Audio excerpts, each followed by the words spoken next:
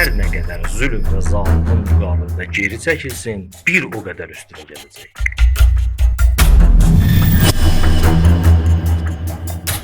Xanım Zəhranın belə bir israrının bir neçə səbəbi var idi. Biri bu idi ki, dinin göstərişinə əsasən, sağlam ağlın göstərişinə əsasən bir insana zülm olanda sakit qalması caiz deyildi.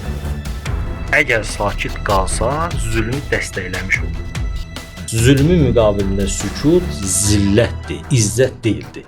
Xanım Zəhranın bir sözü var. Buyurur ki, Fəradallahu cihadə izzən lil İslam. Allah Taala İslamın, müsəlmanların izzətli olması üçün mübarizəni vacib edib. Siz təsəvvür edin, hansı cəmiyyət daha izzətlidir, hansı alimlər daha izzətlidir? Mübarizə edən cəmiyyət, mübarizə edən şəxslər, alimlər, yoxsa zülmün müqabilində sükut edənlər?